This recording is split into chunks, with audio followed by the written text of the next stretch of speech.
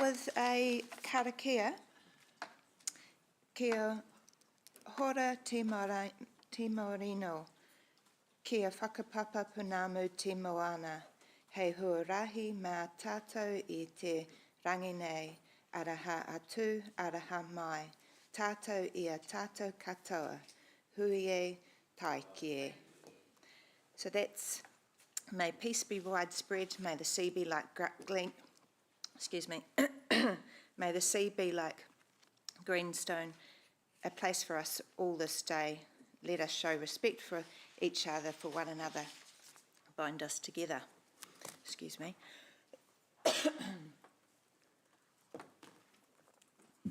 Okay, so the focus for today's meeting, just before I get into the agenda, we've got our standard reports as well as a PwC report on vendor analytics, and we've got a paper on the climate change disclosure reporting. And I'd like to leave at least an hour for the PX items. So moving to item 1 on the agenda, we have some apologies from Councillor Hamilton, Councillor Van Oosten, full absence, and partial attendance and lateness from Deputy Mayor O'Leary and Councillor Kesh. So I'll move that we accept those apologies. Can I have a seconder? Thank you. Councillor Ewan. All of those in favour? Against? Carried. Madam Chair, just a procedural question, just put my mind at rest. Just in terms of the quorum, have I misread that? Is that saying 4 members, including 1 external appointee? So there's only 2 elected members who are here, who are on the committee, and so we count the external appointees? Yes, right. I think it's 4, but there has to be 1 external. Excellent. Yeah. Thank you. Okay. Yep. Okay. Okay. So where am I up to? Oh, confirmation of the agenda. Just to note that I may need to rejig the agenda depending on timings. We have Stephen Walker from Audit New Zealand joining us via Zoom. He's available from 10:30, but I think that timing should be pretty good. Right, were there any declarations of interest? Madam Chair, there's a couple of items, any reference to Plan Change 9, any item, I have to exclude myself from that. Okay, right, so there may be an item in PX. Correct. Okay, right, thank you.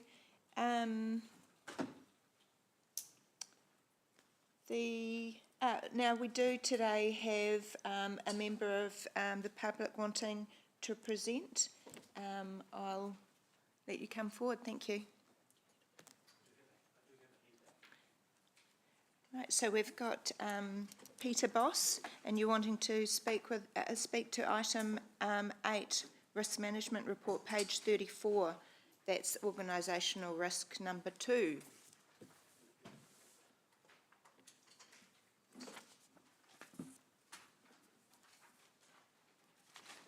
Yes, good morning, Chair Karen Horn and committee.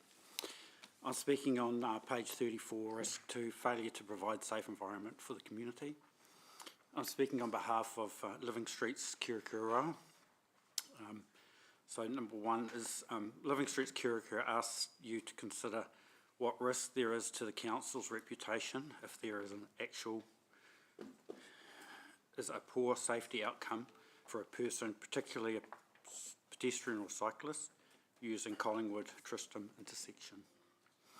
We note the intersection at Collingwood Tristram roundabout is indirectly paid for by ACC. A second question is therefore, what did AC expect the Collingwood Tristram roundabout to look and feel like to their customers and staff? The original build, which is reference this page here, is the second from the left, which gave safety I'll start that again. The original design, second from left, for Collingwood Tristram, placed safety, life and health above other benefits to society. What has been built, which is the far right, has provided for other benefits, giving them greater priority over safety, life and health. And then on this side, on average we have had a person killed, or nearly a person killed, in the Hamilton Central area each year over the last decade. For Living Streets Kirikara, the human cost of not putting safety first in the Hamilton Central area is too high for such a small area. So please consider what risk there is to council if there is a poor safety outcome for people, particularly pedestrians and cyclists using the Collingwood Tristram intersection. End. Thank you. Thank you very much for that presentation. You've posed some questions, and can I just confirm that there is a staff member here that has heard those? And sorry, can you just remind me of the process from here? So, if any of the councillors or members have any questions, they can ask those. Yeah. But otherwise, we'll take it as a staff action to follow up. Okay. Was there anybody else that wanted to ask a question? No? Okay. So look, we will take that as an action to follow up. Thank you very much for attending.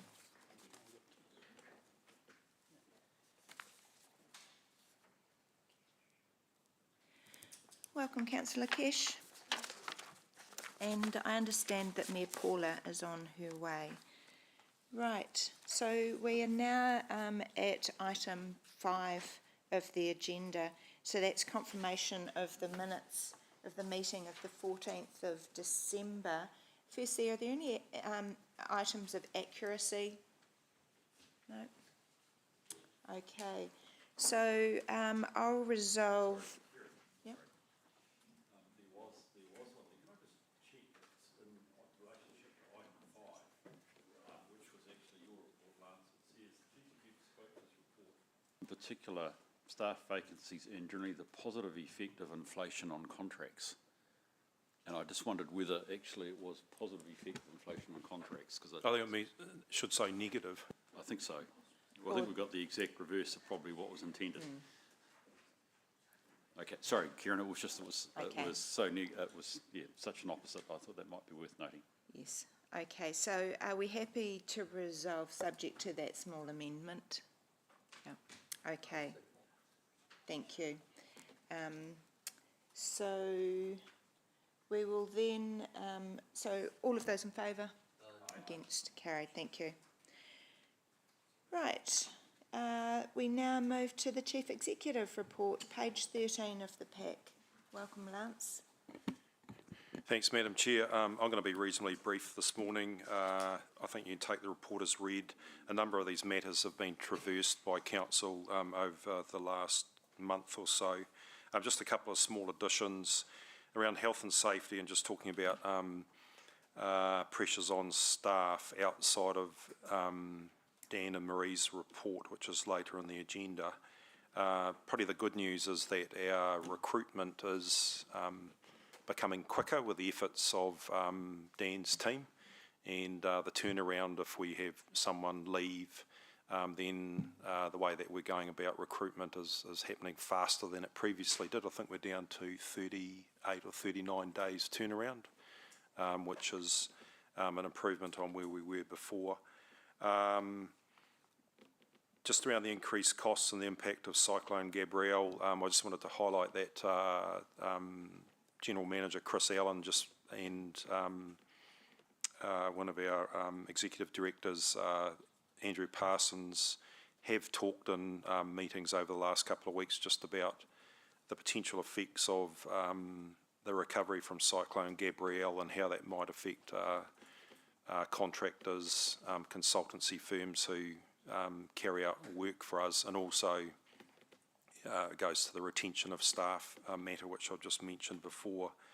That a bit of an uncertain space at the moment, but one can probably make the assumption that a lot of effort and will be going into those areas, especially around roading. And Mayor Paula and I were at the Mayoral Forum the other day and just listening to the Mayor from Thames Coromandel District Council. That's their key priority at the moment is roading for a whole bunch of reasons, which you've probably seen in the media over recent times. So we will carry on giving up-to-date updates to the Finance and Infrastructure Ops Committee around the effects on our ability to deliver, especially our capital program.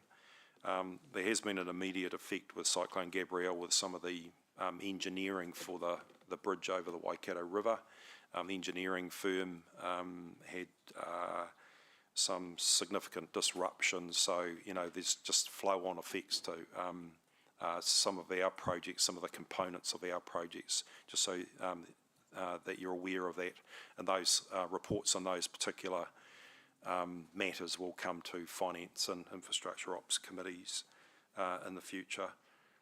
Future Fit program, which there's a bit of a summary there. There's a briefing for elected members later on today and a bit more detail around that. And a discussion, just so that elected members are aware that as we work through looking at our new operating model with the effects of reforms and where we really need to head as an organisation through the times that we're living in, around being agile and flexible and financially sustainable.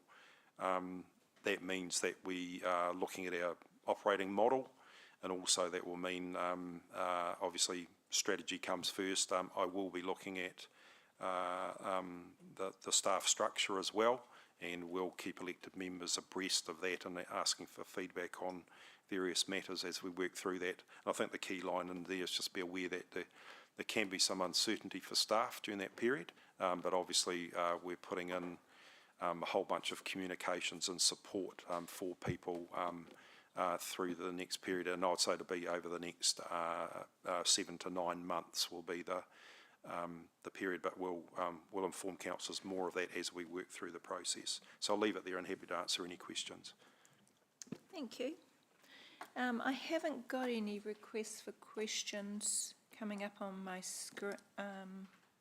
Actually, yep, no, I don't have any there. So if there aren't any questions, the recommendation is that the committee receives the report. I'll move that. Can I have a seconder, please? Thanks, Bruce. All of those in favour? Aye. Against, carried. Thanks very much, Lance. Right, next item on page 16 is Safety and Wellness Report. Dan and...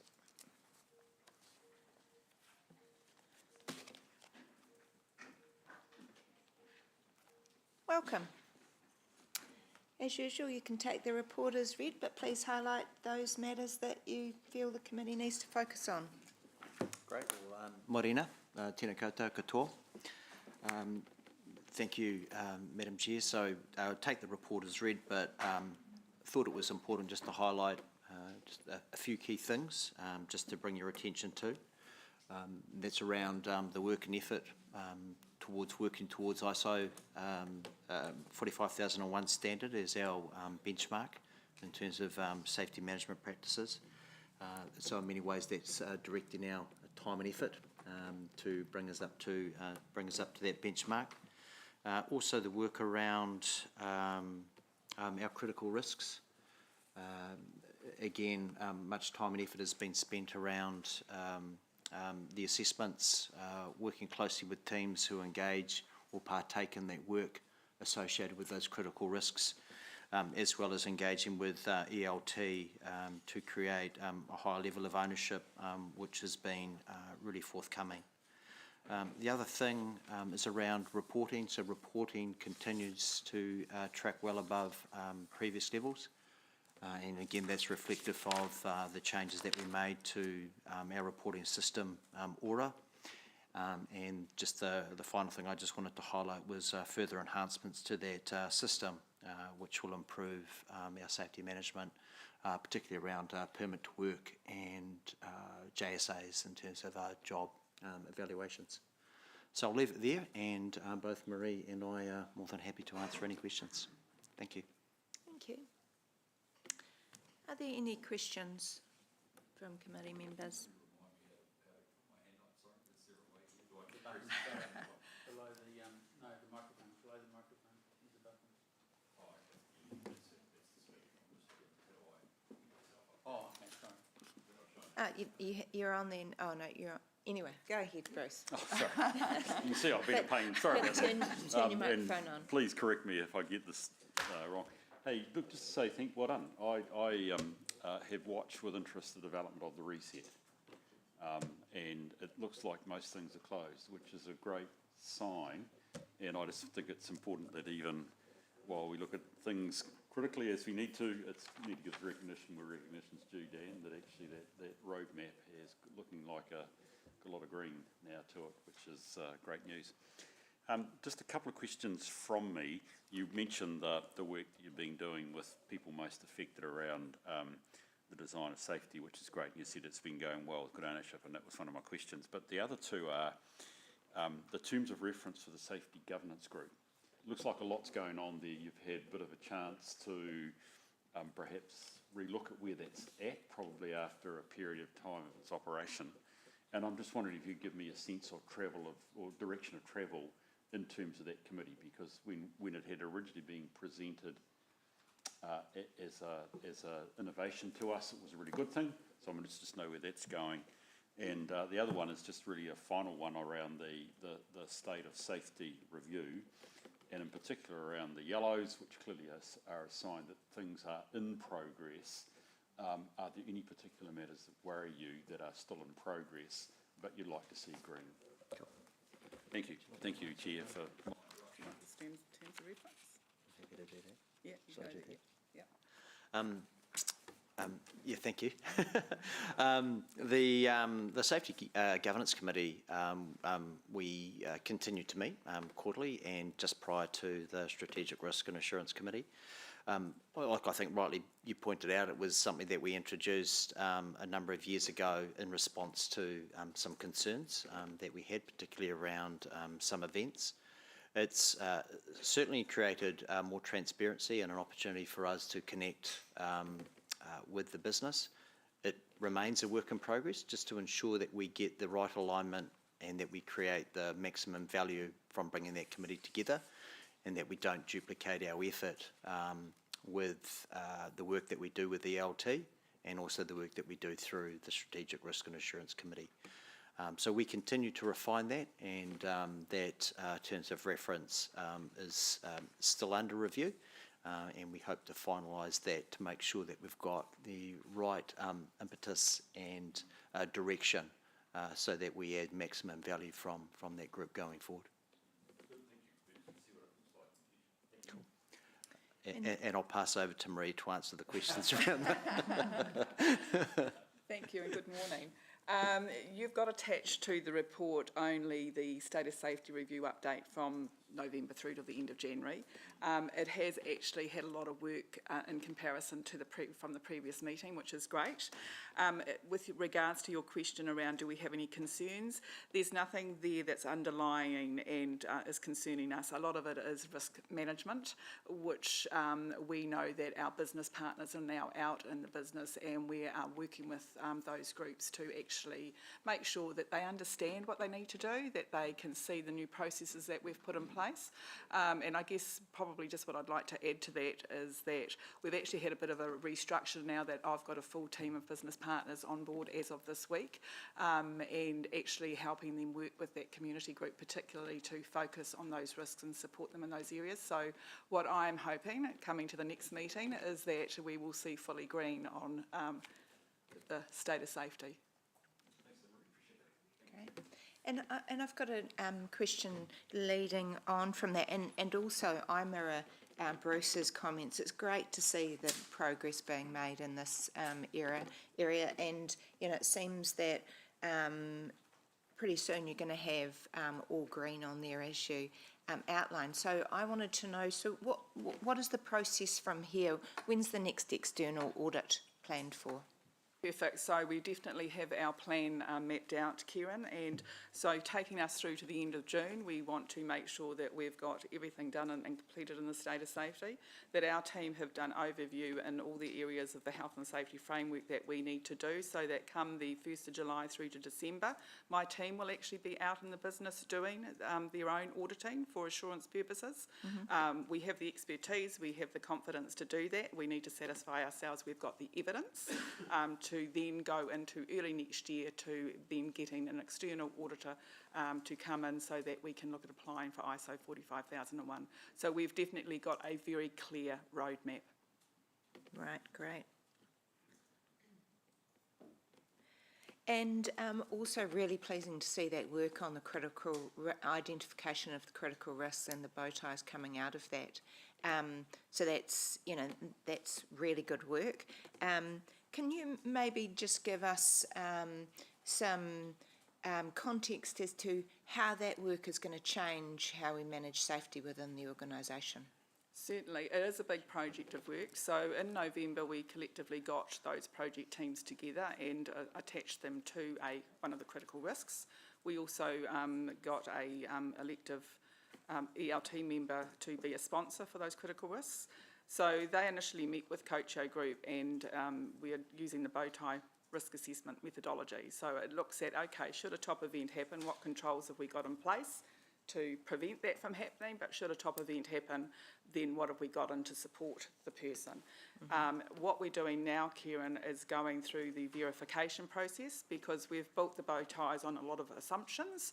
So the project teams now have been tasked with the job to go out into the business to where those critical risks are actually worked, to actually verify that what we assume we have in place is actually there. And we actually might find that we've got controls in place that we're not aware of. So it's a big part of work. The great thing is we're leveraging off Aura, which we've built a template in to enable our project teams to actually go out with their mobile phones and actually download the template and actually do it on site and come back, and we're actually capturing that data. But where we leverage off it once the bow ties are, I guess, in their final state, should an event happen, for instance, should an event happen in working at heights, as part of the investigation process, we'll always go back to the bow tie and we'll always check were all the controls in place. Actually, is something missing that's become out of that investigation? So the bow ties, we call them, they become a living document. They're something that we will continuously update, but always refer back to so that we can satisfy ourselves in that risk area should an event happen. We've got everything we think should possibly be in place to prevent that top event, or should that event happen, we've got everything in place to support the business or the people particularly. It's great to hear that bow tie is a living document. It's really good to hear. Look, I haven't got any other requests for questions. Welcome, Mayor Paula. We're just on health and safety report. Just before I conclude that report, did you have any questions? Sorry to put you on the spot. You haven't got any. Right. Okay, so the recommendation is that the committee receives the report and recommends that council receives the report. I'll move it. Can I have a seconder? Thank you, Bruce. All of those in favour? Against? Carried. Right, thank you very much, Dan and Maria. We'll move now to item 8 on page 28. And that's the risk management report. We've got Julie presenting. Welcome. Good morning. Thank you, Chair. Good morning, everyone, and thank you for the opportunity to highlight key points from the risk management report, which I'll take as read. It starts on page 28 of your agenda. As you know, the report focuses on our strategic and organisational risks with the accompanying risk register containing the detail related to these. There are no significant changes since the last report presented in December. However, the impact of the North Island severe weather events through January and February featured for many of our strategic and organisational risks this quarter. As the Chief Executive has already pointed out, it is anticipated we will continue for some time, that will continue for some time through subsequent quarters as the longer term impact of the events is felt. The other thing I wanted to point out is that there is a new section in the report titled Global Risk Landscape, which is intended to highlight what we are seeing globally that might have implications for us nationally, regionally and locally. This quarter's Global Risk Landscape section features information from the World Economic Forum's Global Risks Report 2023, which shows the cost of living dominating global risks over the next 2 years and climate action failure dominating the next decade. I can confirm risk owners or their delegated representatives are here in person or on Zoom to take any questions if you have them. Thank you. Thank you, Julie. Were there any questions from the committee? Bruce? Julie, look, I think from the report, good report, thank you. I've got a general sense. I was interested in the follow-up around Gabrielle. And Lance quite helpfully has responded to some of the most immediate impacts, for which, you know, in some sense are supply chain availability of it. I was wondering though, what we had seen with Cyclone Gabrielle, whether it be in Auckland or whether it be on the east coast, it is a significant disruptor when it happens. And I am thinking particularly of Auckland, where perhaps we didn't think it would be subject to what actually happened there.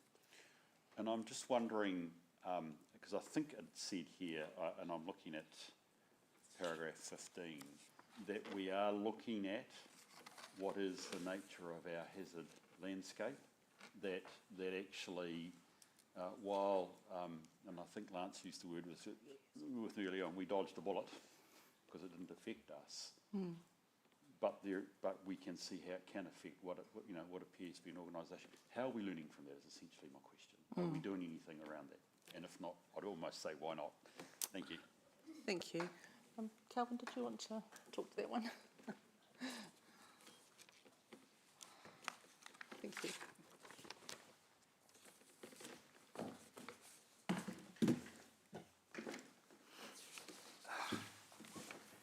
Good morning, everyone, and through you, Chair. We should rightfully be thinking how lucky we were to escape the direct impact of that, and looking at the scale of devastation and destruction, Auckland or even in Hawke's Bay, we would be in a very similar position if the event had occurred here, in my view. To this end, we are still providing support today. We've got the next tranche of people heading to Hawke's Bay to continue to provide support there. There is a significant after-action review which is underway through Civil Defence across not just Hamilton, but our entirety of our region. We were one of the few of the 11 councils that make up the Civil Defence group in the Waikato. We were one of 3 that didn't have to actually activate our Emergency Operations Centre.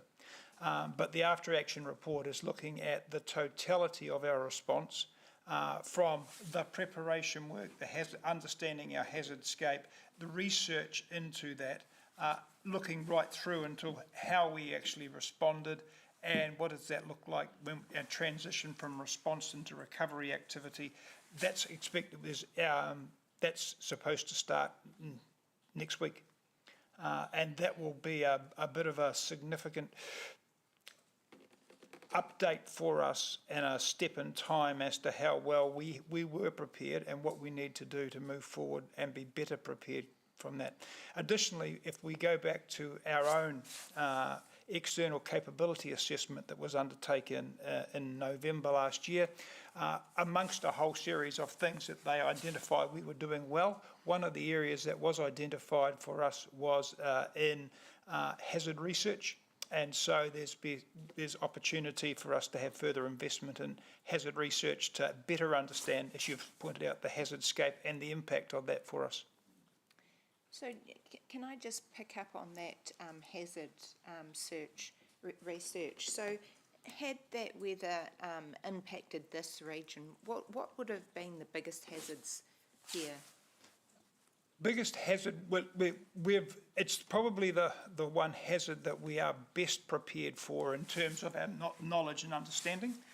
There's a significant amount of work has gone into overland flow paths and understanding water flows, and the volume of rain that fell would have probably overwhelmed our infrastructure capacity, which would have left us with surface flooding. And our own research would suggest to us that if we had a 1 in 100 year flood, there could be up to 500 homes that would have flooding with up to 1 metre in depth. But it's indicative because we don't understand the floor heights and a whole range of other things that would give greater clarity to that data. But that's some basic data. So we would have had a lot of surface flooding. It would have, in my view, actually dissipated relatively quickly, but there would have been significant residual damage left behind. And slip damage, is that a? Absolutely. That's a constant thing with the river, and we could expect any of the banks would certainly be subject to some slippage. Sorry, back to you, Bruce. Yeah, oh, no, thank you, Chair. The other thing which possibly was most critical in the immediate events, and presumably this has been covered in the reviews, is actually the safety of some of our sister organisations, if you will, supplying infrastructure, the powercos, the telcos, in terms of their stuff, or as you know, so things like Transpower's Redcliffe Station being underwater. That sort of thing we know about presumably now, do we? I think the soon-to-be released report from ex-Commissioner Mike Bush, which is the review into the Auckland one in particular, will be quite enlightening for all of the country in terms of considerations and some things that perhaps historically we may not have put the degree of focus on that we should have. And so I think that will be a bit of a step change for how we view things moving forward. So just if I can just further add to that question through the chair, in terms of the resilience of the infrastructure and the erosions are often unseen until we're told about them, but often they create a risk because many of our infrastructure pipes and bridges fall in those locations too. So it's not just this erosion that may be the risk, but it's actually our continual risk of a tree falling onto a pipe. And so those are the things our teams have learnt and are really focusing on as well, and the power resilience, particularly for our wastewater treatment plant, which we're underway at the moment in doing that report to make sure we have that. This information will inform that piece of work too. So we are learning every day. Councillor Moko, got a question?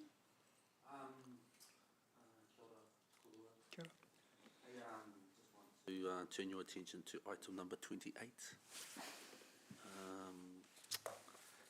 And thank you for bringing to our attention some of the anxieties that our council is going to face in terms of the upcoming election and the possible changes that could occur if we have a new government.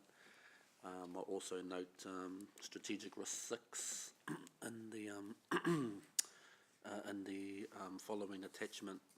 And so that provides me with the risks that are ahead of us.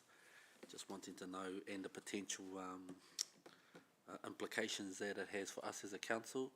Just wondering if there's anything drastic that we need to do to sort of get ahead of how we might manage, particularly in terms of those consenting risks and those sorts of things for those affected teams. Whether we need to do something that lets people know or lets the public know that if there is a change of government, this is potentially going to be a slowdown, or if things are business as usual, then we just carry on as planned, sort of thing. So have we just thought about how we might put some comms out, I guess, around some of those sort of things? I'll defer your question to Andrew. Oh, of course, Andrew's got, he knows the answer. Why was I? Thank you, Kelvin. Didn't see him sitting in the back there. He's already got a 101-page response.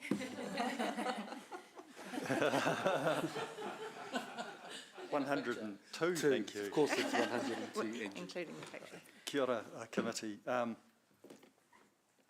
We definitely have a very comprehensive plan in place that we've been actioning. So we have a complete Three Waters team, which includes regular communication with all staff and elected members, and up until recently, right through the legislative process, been reporting regularly to the full council. The question is in relation to what a government reset looks like, or the results of the election. To predetermine that would be very speculative, but suffice to say that the staff working in waters within Hamilton City Council are actively engaged through the work that we've been doing and understand where the reform is at. And you know, we'll just continue to keep them up to date as changes occur, if changes occur as well. I'm thinking also, Andrew, more of our, even for the developers, what that might mean for them, and it's probably more of an educative thing, if anything. Yeah, there's the Department of Internal Affairs has set up quite a big team. They call it the National Transition Unit, and within that unit they've got a number of work streams that are running, one of which relates to growth. That work stream has 3 task forces running, and we're very fortunate as a council. We've got representation in each of those 3 groups. So within the steering group, we've got Blair Bocott. In terms of district plan changes, that whole policy setting, we have another staff member. And then at the implementation end, which is the consenting, the physical connection of water services to a new property, we have yet another staff member. So we are well integrated into the Department of Internal Affairs. We are influencing in the interests of Hamiltonians and what we need as a Tier 1 growth metro successfully. But it also means that we're in a position of being able to keep both our staff and then our development community informed as things roll out.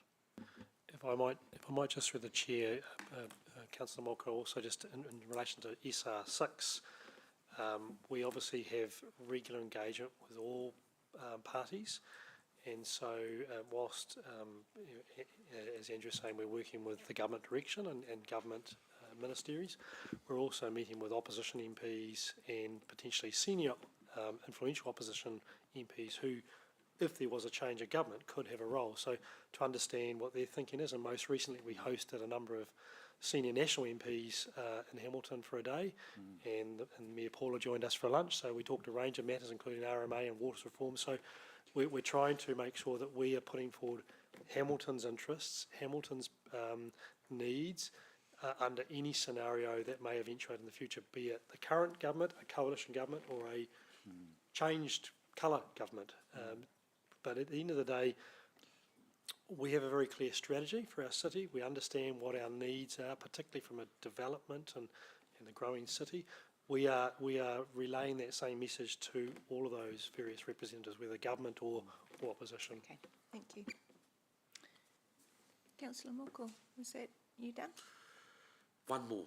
Yep, go for it. The crux, if you like, of my questioning is around compliance, our ability to be compliant with the law, but also compliant as an organisation to meet our obligations. And I guess as I read in the report that it's a risk in terms of meeting our compliance, I naturally moved to a how do we get ahead of this? And I'm sure that it sounds like we are already built into the very fabric of those change agents, so I think that's good. But I have every faith, I guess, in our leadership to make sure that whether there is a change or whether we stay the same in terms of government leadership, that there is that the risk of being compliant is a calculated risk. Okay, thank you. Doesn't really need a response, it's just a statement. Yeah. Okay. Sorry if I'm sounding all very serious and all whānau, but it's a pretty It serious is a matter. serious matter. Okay, councillor Kesh. Thank you. I just had a follow-on question about the hazard research that Calvin was talking to earlier. Sorry, Calvin, musical chairs.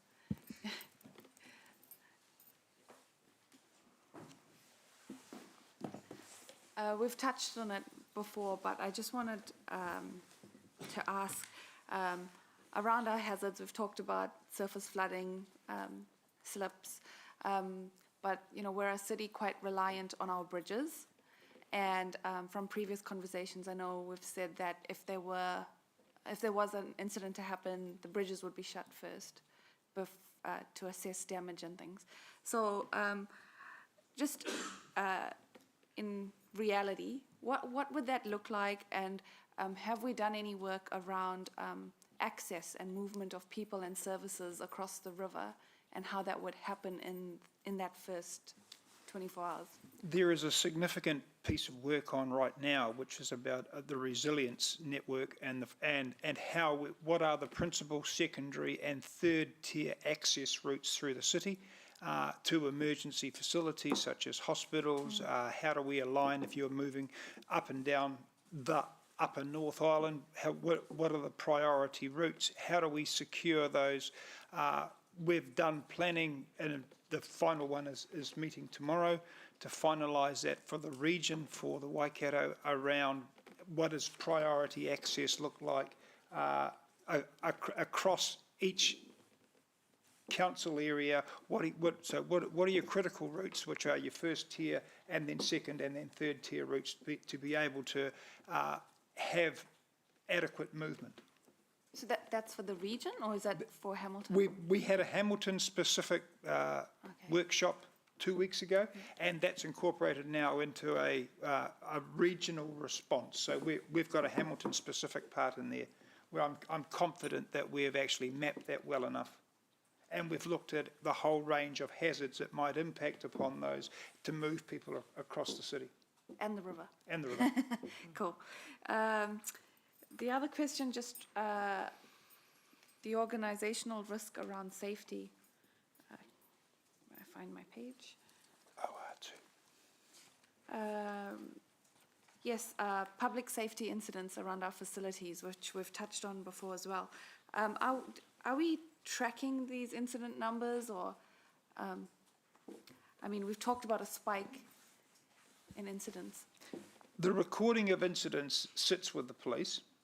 Yeah. Because they are the agency that is tasked with dealing with the criminal events. But we are certainly closely aligned with them, and so I'm not sure quite. So because I understand that we've got the trial, you know, with our increase in City Safe staff at our facilities. So I'm just wondering, you know, that's just a trial, I assume, for a year. So the data to back the effectiveness of that going into budgets the following year? We will have a complete data set that we'll be having, much as we have done with the river safety trial that we've had so far. We sat down, we created what was going to be the data set of what we wanted to understand, and we were doing the same with the visitor destinations work. Yeah, okay. Because I just wanted to highlight, I guess, you know, there's a lot of conversation around public safety and ram raids and burglaries throughout our city, but not much conversation around our visitor destinations, which is actually obviously quite affected. But it's good to see that, you know, council's actually trying to fix the problem by ourselves, or put a Band-Aid on it, essentially, until... We're going to try and actually prevent things, but we also will have a better understanding of what is actually occurring, and it's the intelligence componentry of that: where, when, who, how, why. And we don't really understand that at the moment. Yeah. So as we didn't have that information when we did the river safety trial, it was the same thing, and so we recorded every bit of data that we could to give us a better understanding of actually what is the critical issues there that need to be addressed. And last question, CCTV coverage at our visitor destinations. We've got some. We have some, and we have some uniqueness in terms of some Wi-Fi capability which will impact on it. But yes, okay. we do have a significant number, and there is a migration plan in place to migrate all of those onto our CitySafe milestone network so we can have remote monitoring as well. Oh, cool. Okay, thank you. Thank you. Mayor Paula. One question about, it's probably not for you, Kelvin. You'll be glad to know. Thank you. Although, actually, before you go, one thing. just whether it be worthwhile, just because, you know, it's a really important issue, is the safety of personnel, including councillors, right? Maybe you can just let, in a couple of sentences, let Risk and Audit know what you're doing in response to keeping the elected members safe, the few steps that we're going to take, and that would be... Sure. A couple of incidents of note, and it's part of the induction process we should be having for new elected members anyway, is that because you do become a public figure, there is an increase in the likelihood you will get people who are unhappy or will want to write and tell you what they really think about that's, all that. And so this afternoon we're holding a drop-in session workshop with our elected members on some advice around how to keep themselves safe, and we'll look at that in probably 3 or 4 different areas. There is based on the PSRs, which are the government. I forgot what it means now. Protective security requirements, which is premised on 4 things around there is governance or security governance, then there is personal security, there is property or security, then there is information security, and we're just having some conversations around what elected members could or would be doing to better support themselves, and then what resourcing we can offer and interventions we can have if there are risks that exist. Okay, thank you. Yeah, might comment on that afterwards, but thank you, that's great, thank you. In terms of one item that I put forward was our risk around project failure. It's not here, is he? But I used the example, I'm just trying to find out my email here, used the example of the Arthur Porter Drive road failure and other things. And I think we might be doing a workshop on that. Are we? Because I sent it to you for inclusion in the, is that where it's coming? Yeah. But forget about the details of that particular one. I want to think more broadly about, because, you know, we've had a couple of incidences where we've been required to remediate at huge cost actually for, or to seek remediation from the parties, the contractors, whomever else is risk in both. And, you know, when we're desperately trying to keep our finances under control, that's often a bigger blowout than you anticipated when it comes. So I just want to understand what's in place. We understand exactly what you're saying. We thought it most appropriate to bring it to the next strategic risk and assurance workshop where all elected members can be present and participate in that. So Chris knows that and it's on the agenda. Okay, so that, councillors, you understand what that's about, because we've had a couple of talks. Some of it's been in PX, but we've had a couple of incidences where we've had to take it on the chin, just looking at what underlies that, and I think that's really important, and it gives the public confidence in our ability to do our work. Are we making comments now, or is it just questions? Can I just make a question? Well, I've commented on that one now already, actually, but in terms of Kelvin, I want to just say, without getting all kind of paranoid about the whole thing, the whole political context in New Zealand has shifted significantly in the last 2.5 years, where the risks to elected members and those who support them is greater than, I think, greater than it has been in previous years, without overcooking it. I mean, you know, we're not all running around in a panic or anything. It's not like that. But I think I'm really glad that Kelvin has picked up this opportunity because of a couple of recent incidents, is to have a fresh look at that and do the best. And I think it is something that this committee needs to be across as we go forward. And we may well discuss that further later today. Will you? Okay. All right. Thank you. Thank you. Thank you, Mayor Paula. I've just got a couple of comments and queries on the report. First of all, I would say, you know, it was really good work around the cyclone. Good to see that sort of proactive lessons learned part in the report. And also, it was really pleasing to see the narration around what was our preparation to keep our people safe and our community safe. So that narration around the 200 requests for fallen trees, I think that's a good success, health and safety success story where, you know, our systems and our culture of keeping our people and our community safe and the system supporting that really worked in that instance. So really good to see there. Also, I'm really interested in page 35, and this is the global risk landscape. And two of the things that really jump out at me, the first is the erosion of social cohesion and social polarisation, and this sort of picks up on the comments that you were making, Mayor Paula. And the second is biodiversity, which is really emerging as something that, you know, governance around the globe are really struggling with, and particularly relevant for councils. So I'll be really interested to see, I think there's some further work being done around this, and you'll use this as context for the refresh on the risks. So yeah, those two matters, you know, I would like to have further discussion on when the time is right. I think that's all I had, and there's no other questions. Sorry. Yep. Go, Bruce. Totally agree with you around the social cohesion. What I wanted to know, Julie, was we have some existing evidence of challenges where councils have to make decisions fast, and we're looking particularly at the availability of facilities with potential speakers. You're seeing that with the Posey Parker issue, the co-governance crowd from the far north. Are our systems and decision-making processes up to speed to be able to make those decisions if a request came in today? Probably difficult for you to answer that question. Yeah.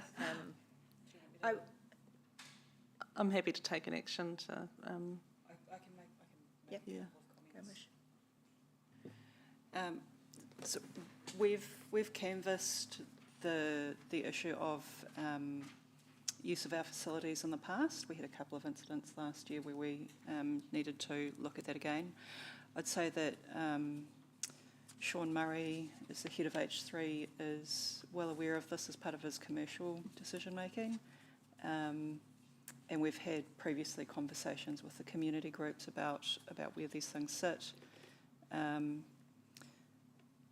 And we have had, I guess, the useful but probably slightly unfortunate for him for Auckland City Council cases that have come up that have provided some clarity around the decision making, particularly the Moncrief case that went to the Supreme Court. So I'm certainly across the recent decisions on that, and I would say that Sean and H3 and our community group are very aware of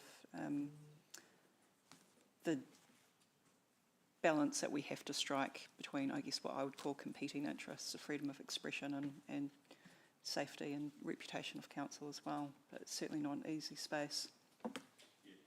Thank you, Michelle. And by the way, when I'm saying I appreciate that this is not a simple binary sort of answer, but that's the key thing. It's going to come. Do we have the scope, the capacity, and the resource to make the decision? So thank you for that. That's helpful. Okay. Thank you, June.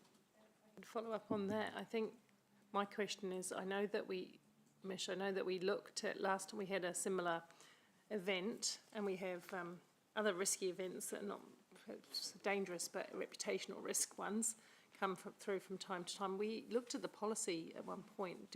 This is a new council, do we need to look at that policy again so everybody understands how that works in terms of people coming for a controversial event or hate speech and those things in our facilities? We looked at that.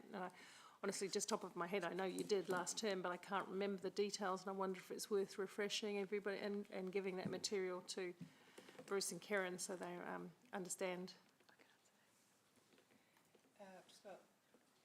Yeah, that is programmed to come back to committee. I just don't have the time, dates in front of me, but I can see, once we get through that, some of that work, I can send that through to Karen and Bruce as well. Yeah, because I think from an elected member point of view, it's very useful if we understand what the underpinning policy is.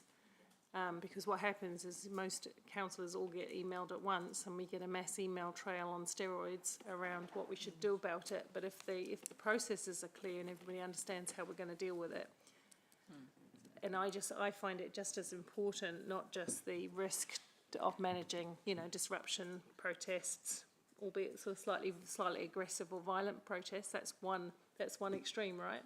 But the other end is still the reputation. What does it look like if you allow, and how much reputational risk are we prepared to take? And where do you draw the line with the free speech thing and everything like that? Okay, so it sounds like there's some work being done on that, and that is going to come through in due course. Cool. Thank you. Right, if there aren't any other questions on the report, I'll move that the committee receives it. Can I have a seconder, please? Thank you, Mayor Paula. All of those in favour? Against? Carried. Thank you, Julie. Right, we're just prior to 10:30. Is Stephen available, or shall we move to organisational improvement? 2 minutes. No, 11, sorry. Oh, okay, somebody said, told me 10:30.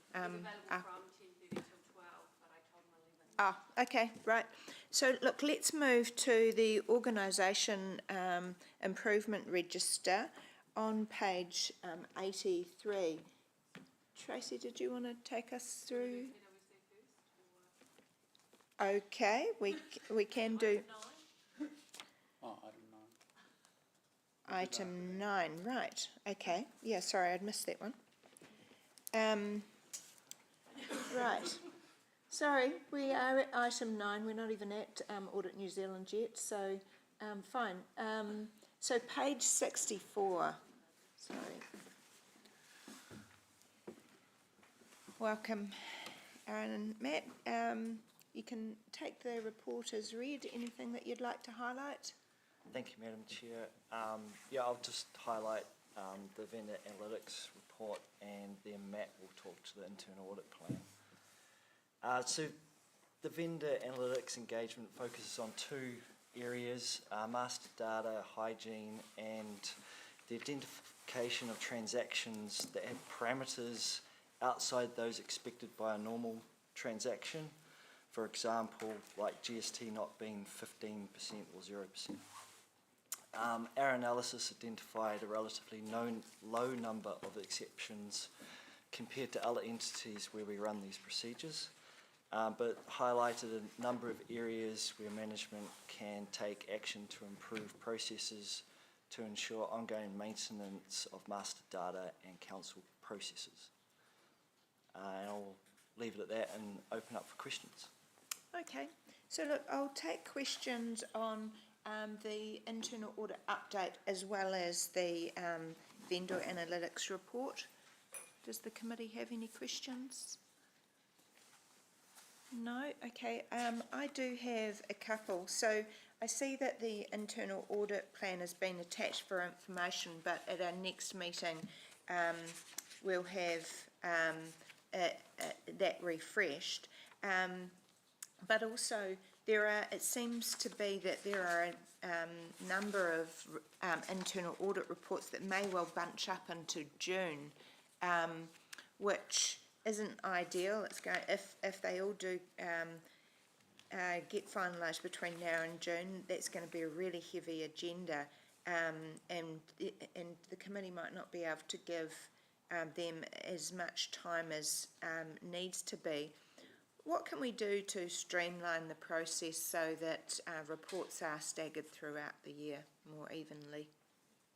Yeah, good. And maybe I'll pick up on that one, and it might be worth just a bit of a refresher for this group as to how the internal audit plan is sort of initially set, and then how we sort of phase it, and sort of acknowledging that it is a live document that does sort of evolve as risks and other sort of engagements sort of move up in priority. So basically what we do on a 3 sort of yearly basis is sit down with, this was done at the start of the financial year, was sit down with the business, including all the executive team, and then come up with what are the sort of the key internal audit reviews that align with the strategic risks in place, and sort of covering off on those, as well as sort of housekeeping things such as vendor analytics and master data, and build a program on that.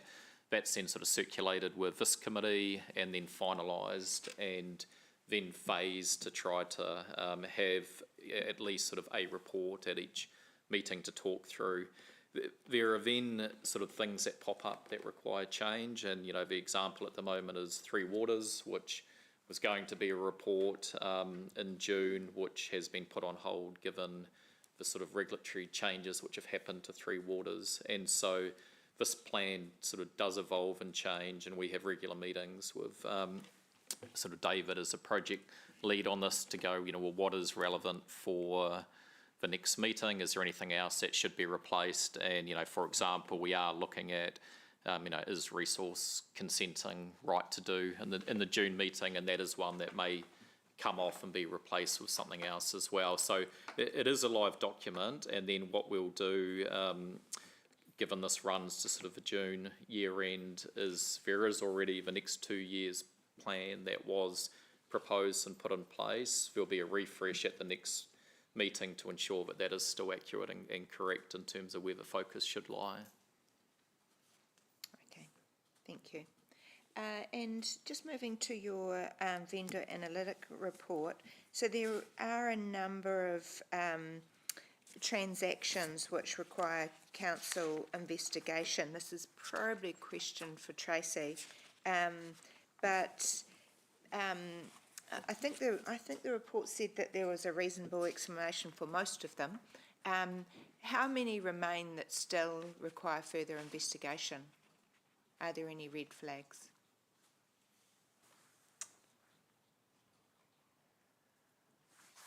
I believe there's only a few areas where council is just following up on specific areas where they've done an initial investigation, then we've talked with them and discussed it, and they're going back to do further work. For example, the duplicate invoice ones, where they did an initial sample in terms of the initial investigation time for the report for this committee, but they're going to follow up on all of those to ensure that they've covered all of those potential anomalies.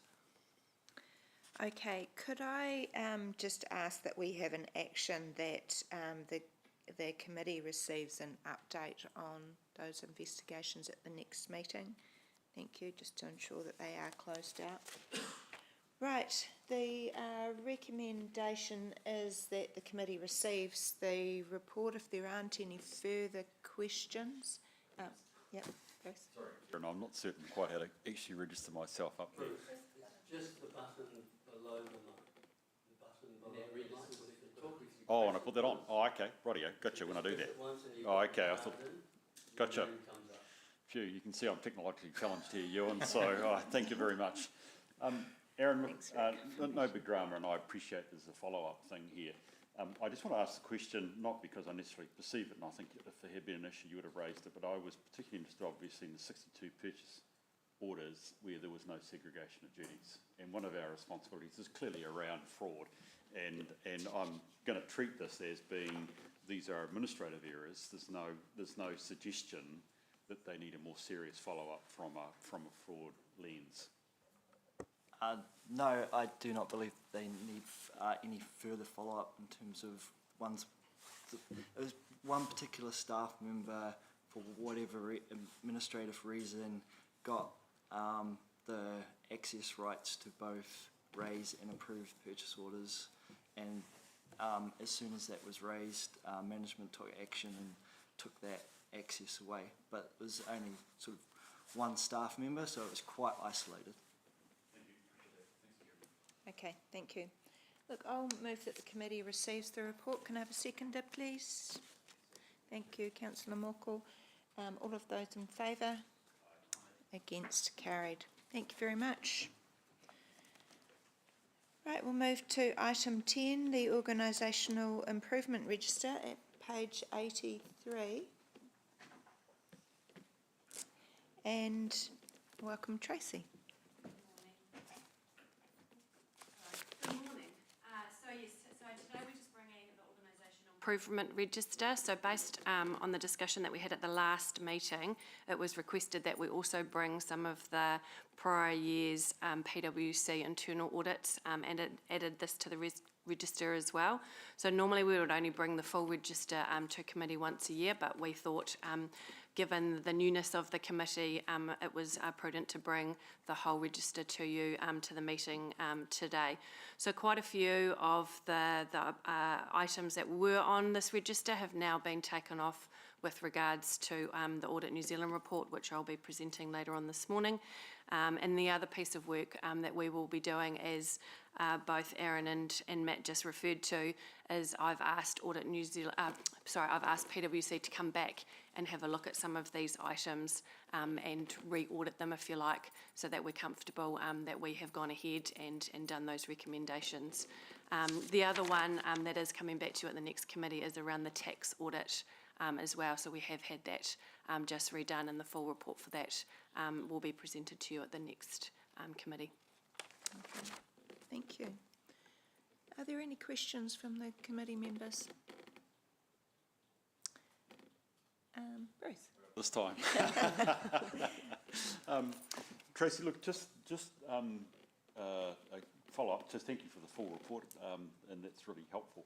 Ibis Breeze, get your up. This is our. You got it. This is our planning tool, right? It is. And obviously, there's a few reds in the right-hand column. Yep.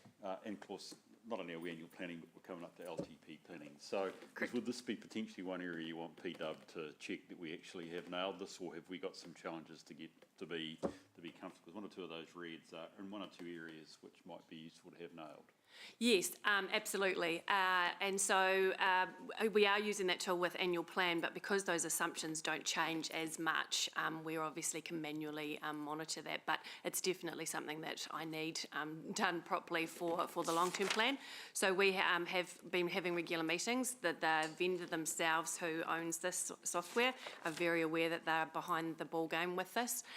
In fact, we're seeing them next month for all of the councils that are using this tool and putting it back on their radar and saying, actually, this is really critical to us. You need to develop it. So we're pushing, but it's actually sitting with the vendor at the moment to get it done. But they are very aware of how critical this is to us. So. Thank you. I know we've talked about this, Tracy, but refresh me, the reason for them not getting on with this in the time frame we'd hoped is what? Just because it's kind of, they've got so much development to do and they're rolling this out to council. So it's not... Taking on more than they can chew? Potentially, yes. Yep. So that is something that I've been having a conversation with them about. So. Which is interesting to me, not this isn't a criticism or anything, but it just raises a flag for me around contracting people and their capability to then deliver on the contracts that we ask them to do. Because this is in the red zone, as you say, Bruce. This is not an amber. So, you know, we get progressively, and we're a bigger council, so therefore the risk of this not working well for us is possibly magnified by the size of our council. At least that's what I think anyway. So what processes do we have in place when we contract somebody? They talk it up, they've got the product, right? They're going to do it, it's going to be fabulous. And then they don't do it on time, it's not quite as fabulous then, you see. Just being a bit facetious, but, you know, what do we do to make sure that who we choose to do work has got the capability of doing it? What checks and balances are there? Or is this unforeseen and we can feel sorry for them because they're under pressure, or what? Probably a little bit of both, but you're right in the sense that when we took on this particular one, there was actually no one else that could do this work in New Zealand. So we, as Hamilton City Council, we chose to go into partnership with them to help them with this piece of work. But absolutely, and yeah, I absolutely agree with what you're saying. And like I say, I am working with them. We have got a meeting with them later on next month with all of the other councils to basically reprioritise their work program. So I'll continue to make sure that this is, you know, their priority. Because from my perspective, I can't go into an LTP without these kind of things actually working, let alone PwC telling me so. I already know that that's an issue for us, just from the manual workaround that I'll have to do. So it's not ideal if it's not fixed. No, so. and it comes at a great cost to us with all those additional hours, That's right. manpower Yep. hours and everything else. That's right, yeah. I don't know what else we can do about it, but I'm not happy. I'm not happy. And I can certainly reflect that back through to the vendor based on the discussion today, and happy to do so. And I guess that's also some of the reason why we bring these things to that committee to be able to take that feedback back. So absolutely happy to do that today. Well, it's not very good for their reputation unless No, they step up and absolutely deliver. right. Yep. Okay. Yes, Karen, to help you, because it's not a main thing, actually we need a specific report back in June. You're getting to see them in, you said, next month. So I think they need to be aware that we have got them on negative watch. Number one, which is your point, Paula, but I think secondly, I think it would be useful to report back to them. We are concerned about the functionality and their non-performance, and we're asking you to come back to us specifically over Ibis Breeze so that we have got functionality properly in place for our LTP. Great, happy to do so. If that adds a bit of ginger to it, I think it might be a bad thing, Tracy. Not a bad thing. Thank you, Karen. No worries. Okay. The other one that raises a flag for me, is the cyber security. We've had some conversations at council about that, but how does this fit with what the decisions we potentially just made in the annual plan, Murray?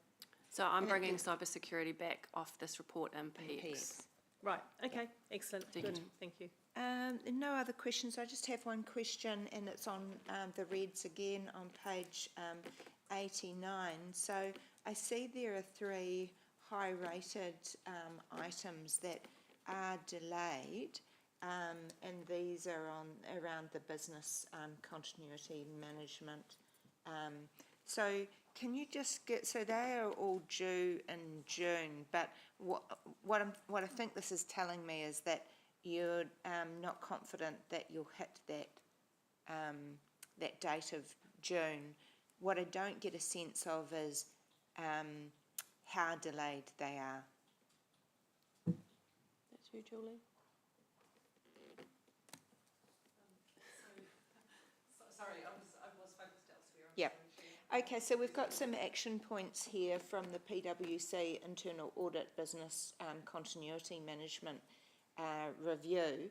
And so they're around, and so 3 of them are rated high, and they're also highlighted as being delayed. They've got a due date of June, but I'm just wondering, how delayed are they? So there's the Established Resilience Working and Governance Groups, That one, those 2.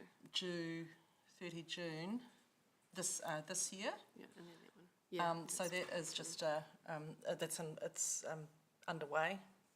So was June the original anticipated date, or is that the revised date? I'm pretty sure it's always been. It's always been been. that date. It's always So been that date. why is it Yeah. why is it rated red if you are anticipating to deliver it by? Because it's not It's just not started. yet started.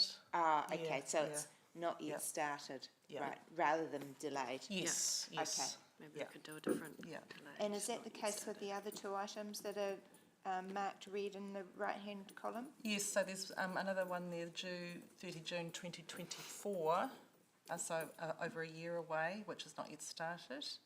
And what was the other one? I think it was just those two. Yeah. Okay, thank you. Yeah. Chair Kieran, what I might do is I actually might change those colour codes to say delayed or not yet started, because they're actually quite different. Yes. So Yeah. I might just change those on that right-hand column to be a different colour. That would be helpful. Yeah, so thank that you. might be a bit more useful. Yeah. So. Okay, if there aren't any further questions on that report, thank you. I'll move that the committee receives the report. Can I have a seconder, please? Thank you. Bruce, all of those in favour? Against? Carried. Welcome, Deputy Mayor Angela. Right, we are now on to item 11 of the pack, page 93, and we do have Stephen Walker on Zoom. So thank you for making yourself available, Stephen. Tracy, did you want to take us through this report? Yes, thank you for that. So this morning we've got Stephen Walker on Zoom. So as you know, our Audit New Zealand managers Nordea and Clarence. So Clarence is on extended leave until June, and Nordea unfortunately has had to fly back home to South Africa. So today we've got Stephen in their place instead. So the first report that we'll be talking about is just the annual report planning update. That's the first one, eh? Sorry. So this is on the annual report that we'll be doing for this year. So you'll see that we've got a memo at the moment from a planning perspective, which Stephen can talk through in some more detail. But at the moment, it's when I normally bring you at the committee this report, we have some quite detailed planning, and unfortunately Audit New Zealand aren't in a space that they can do that as well as we need, and we also need Clarence to actually formally sign that off, given he's only on annual leave. So hence the reason why it's just a memo for the committee today. Okay. Stephen, before I open it up to questions, was there anything you wanted to add? Thank you, Chair. Possibly not. I mean, the memo does outline, well, I've engaged with Nordea on that. Obviously, unfortunate personal circumstances that have taken Nordea back to South Africa at the moment. The only piece I would emphasise, and it's only if you think it's of benefit, is a more general context piece about Audit New Zealand and where we are, how we are approaching this year. Some of that is outlined in the memo, but I'll leave that for your judgment as to whether you think that's helpful. Yeah, I think given we've got you joining the meeting, I think that would be useful if you'd like to give us a little more context on where you're at and where you're hoping to be. Yeah, no, thank you, Kieran. And look, it's a little hard to sort of see and engage with who's in the room, but look, no surprise, we, like many organisations and professional service organisations particularly, have been challenged the last few years, and certainly one of the biggest challenges we've had has been around having sufficient capacity. As the memo alludes to, we've been quite successful in the last year, probably more 10 months really, around rebuilding and in fact enhanced capacity efforts to bring new auditors into New Zealand. Just to give you a sense of context for as it relates to the Waikato Bay of Plenty area, where our two offices, Hamilton and Tauranga offices, work closely together. We had an FTE count of about 25 middle of last year. As of today, I sit here, we've got a head count of about 38. So we have significantly grown our capacity across the country to levels higher than we've ever been at. Range of reasons for doing that. Clearly, one is to help us transition this year from the pressures that we've had over the last few years and the way we've worked with public entities across all sectors to be able to now deliver audits back to the, I'll call them normal statutory timeframes. For us this year, and possibly for yourselves, will not feel like a normal year though. We are still in the midst of clearing some audits across both the central and local government sectors from last year. And so those we anticipate largely all being cleared within the next few weeks. But at the same time, we're focused on progressing and staying on top of clearly current audit rounds. Notably in the Waikato area, that involves an ever-growing Te Pukenga, and so it largely sits with our Hamilton office to support that audit, which is one of the reasons for growing the capacity there significantly. As it relates to local government this year, we certainly are close to and fully understand the uncertainty of the environment at the moment. Three Waters is obviously one aspect of it, but where other reforms go around Resource Management Act and everything else, it's creating a lot of challenge in the sector. For the 30 June 23 audit round, our focus is on delivering all audits to statutory timeframes. We are in a position to commit to that on the basis of public entities also being able to commit to delivering information within timeframes. That's not been an issue for Hamilton City, and Tracy, you and I haven't met, but from my briefings with Nordea and Clarence previously, absolutely confident that we'll be able to get there as it relates to Hamilton City Council. We aren't as confident around some local authorities across the sector because we know it has been a challenging environment for them the last few years, and pulling back reporting timeframes that have been extended for 3 years now, we know will cause a number of local authorities and their subsidiaries a challenge to report back to the normal statutory timeframes. So that's something we're working very closely with all local authorities on. I note with Hamilton City, Nordea, and I presume Tracy and your team, you've worked together to sort of agree some timeframes for audit engagements through the year, and so those are all, I know, scheduled in at our end, and I presume at your end.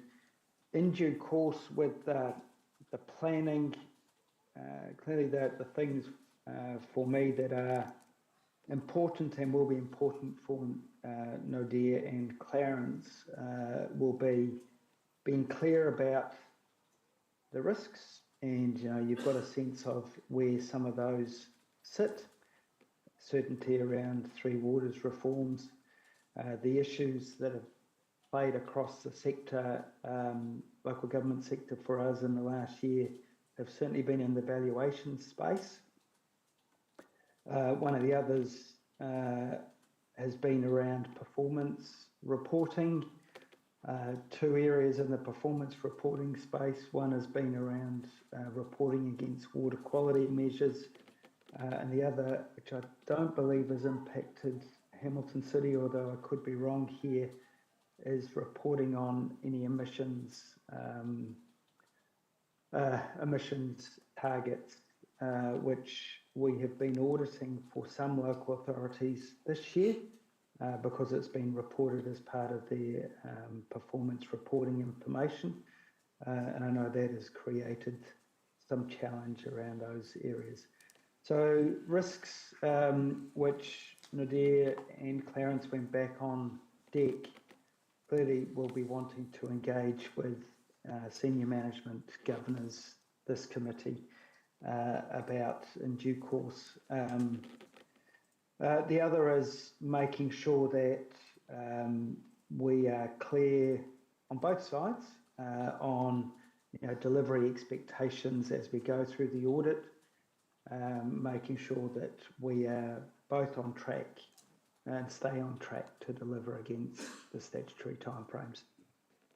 I'll stop at that point, Chair, and happy to take any questions on that. Thank you, Stephen. Are there any questions from the committee? If there's not, I'll kick matters off, and there might be some further questions that come. But Stephen, I note in Nordea's memo attached that he's wanting to, first of all, change the next audit committee meeting so that that can give Audit New Zealand some more time to put together the plan. And also I see some very rough dates included on the second page, which my reading of that is that the final audit will be between the 11th of September through to the 19th of October. Given that the statutory timeframe is 31st of October, that gives very little time between finishing that audit and council signing off the annual report. And I think it's worthwhile noting at this point that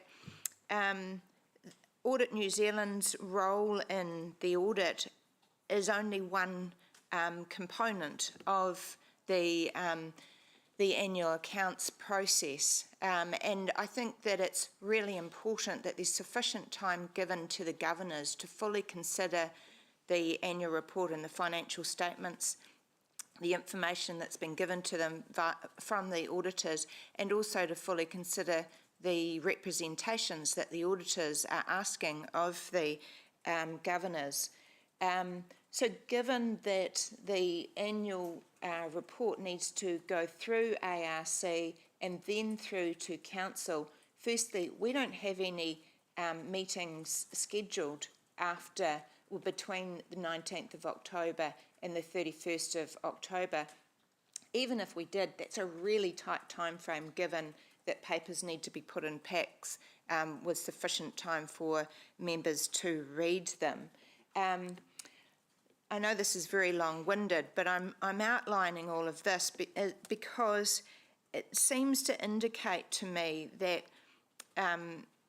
Audit New Zealand or the auditors involved here don't seem to have much of an appreciation of the processes that follow after their audit and actually during the audit. And I'd be really interested to hear your comments on that reflection. So I'm just noting a couple of things down. Chair, look, I can assure you, both Clarence and Nordea are fully aware that the audit is but part of the reporting cycle. Obviously an important part, certainly from our perspective and your community's perspective, providing that independent assurance. We are working with all the councils that we audit to work towards an adoption date of accounts in line with statutory timeframes, recognising that for some councils we clearly need to stage that a little earlier, and so it's about working backwards from that date. I am happy to take on board your comments, Chair, and work with Nordea in the first instance, and then Clarence to then work with Tracy and your team to work backwards to ensure that you've got confidence that the right process is happening. From my read of this, I don't have a calendar in front of me, but it's allowing a couple of working weeks to go through clearance processes, which I know in your case will involve clearance through your strategic risk and assurance committee, as well as getting information into the council in sufficient time for them to consider the information. I will fully expect there to be briefings throughout the period of your committee, so that when Clarence and Nadir are coming to the committee at the end of the process to present on that, ideally what you are hearing isn't information for the first time, and so that you have been briefed on the way as well. But no, look, I'm happy to take on board your comments and make sure that those dates in here. I had worked on the basis that, Tracy, that they had been worked through with you and your team, but perhaps I shouldn't assume that. Tracy, do you want to comment on that? To be fair, it didn't look like we had much choice as far as, I mean, from our perspective, we will have the work done sort of July, August like we normally would, and like I have done every other year. It's just for us a waiting game for Audit New Zealand to be able to come in and do their work. But given they're not even doing interim until June, when they'd normally be in May, everything just gets delayed.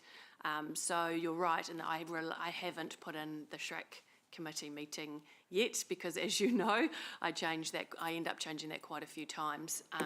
So it was more to wait for Nadir and Clarence to get back to sort of go through all of those other things and when we will be ready.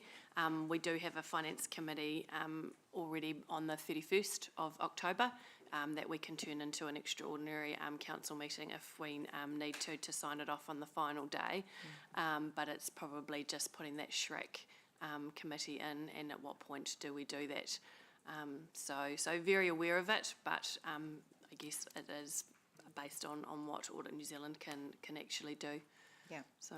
And actually, while we're on the topic of changing around meetings, I see that there is an assumption rather than a request of changing the SHRAC meeting to, I think, the 21st.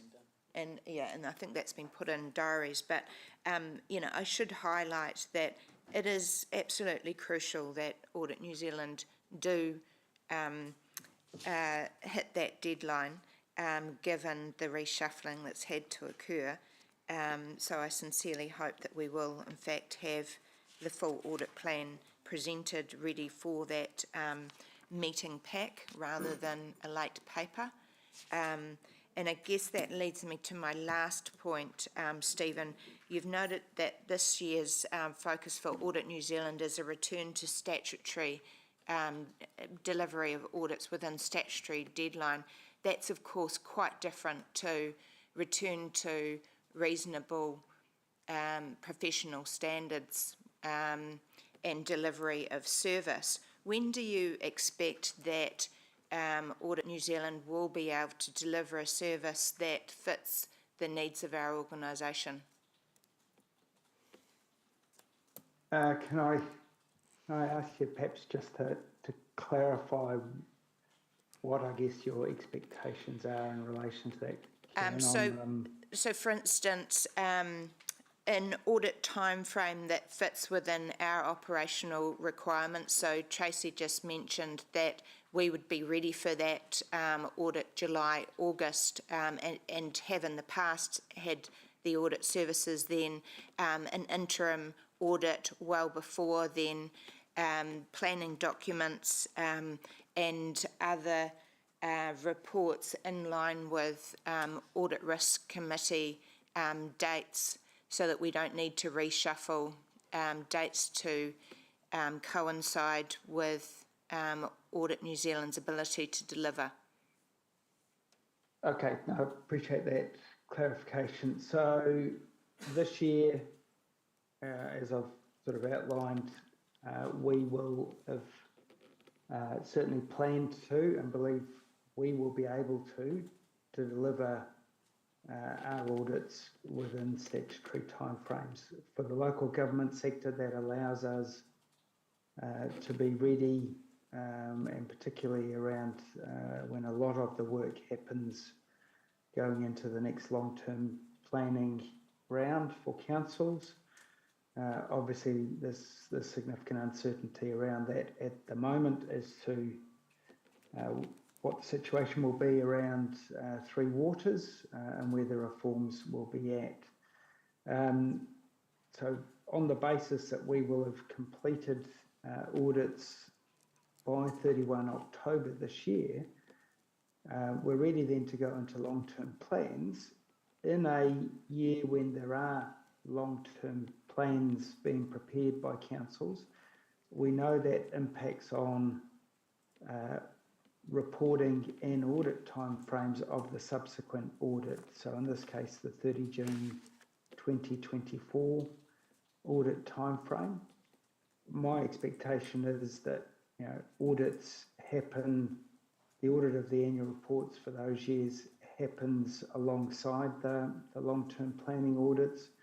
So you would be expecting the planning side of it to be taking place at the normal time that you would expect. So I think Tracy, you might have alluded to April timeframes and interims to be certainly taking place in that April-May timeframe as well.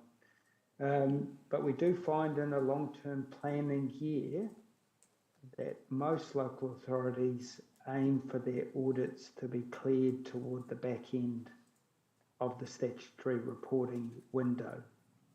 Having said all that, it's not our aim to deliver all 55 or so of the local authority audits that we deliver and have them all adopt at the end of October. We absolutely stage those. And for the larger metro councils, such as Hamilton, entirely feasible that we are clearing those audits earlier in that process. The one proviso will be in audits where there is a group situation. We obviously need to be confident that the group reporting is able to have occurred and that's been completed so that can be factored into the reporting and audit cycle.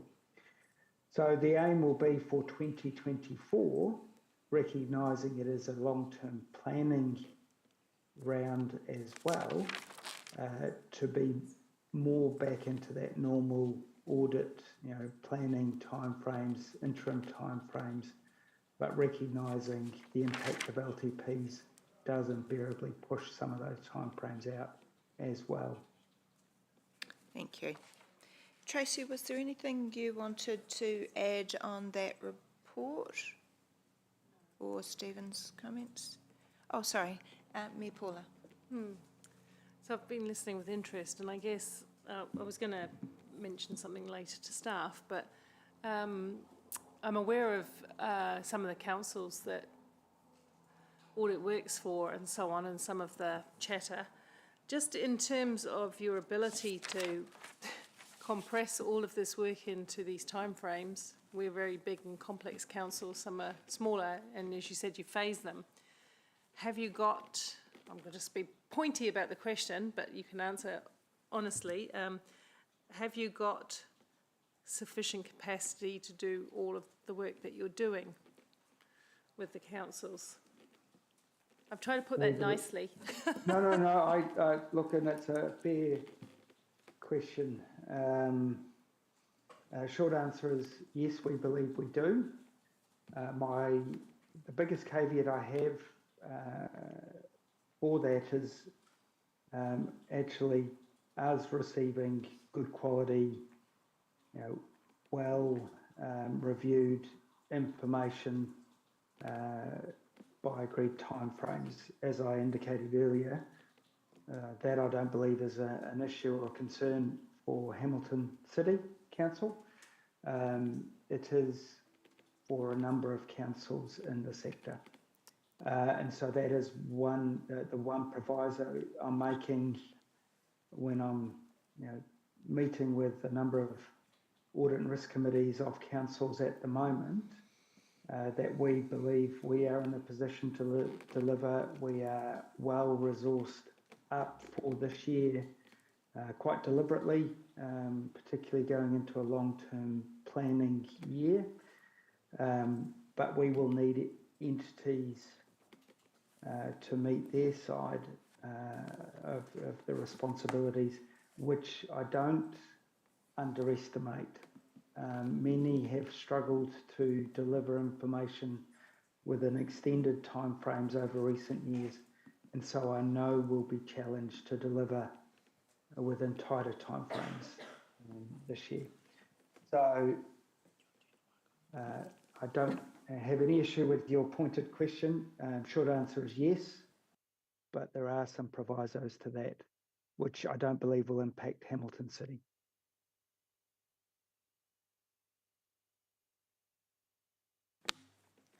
Okay, are there any other questions from the committee on that report? Just prior to just finalising on that report, just one other issue that I didn't sort of mention in that list of items that we'd like to see change when you're moving through to that business as usual state, and that is the number of late requests coming through for information. So, and that probably comes hand in hand with the early interim audit. In the last couple of years, we haven't been able to have that, but it really does have a knock-on effect. And in I think the last 2 years, we have been scurrying at the last moment to be providing further information, which on the face of it probably shouldn't have been as a surprise, and probably could have been requested earlier. So I would just add that to our wish list when we're looking to reset our relationship and the service that's provided by our auditors. Thank you.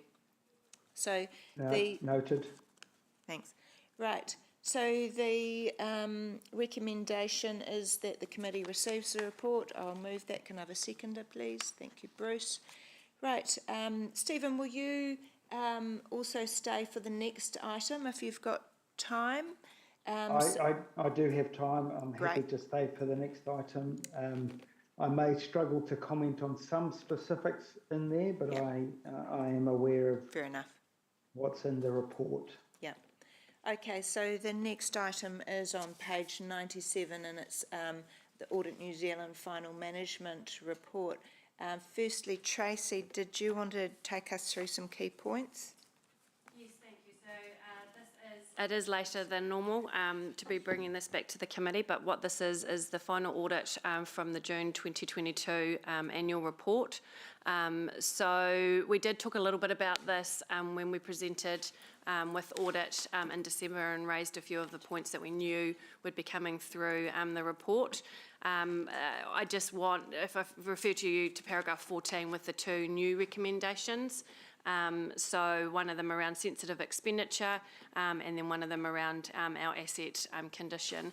I guess from my perspective, the best part of this report was actually all the items that we managed to remove from this report. So that was certainly very pleasing from my perspective. And as Chair, you just alluded to, there were a couple of things in the rep letter that weren't necessarily material, but I made a conscious decision at the time not to fix those up in the actual report itself, and knew that it would be on this day because of that lateness and timing. So with that, I'm happy to answer any questions.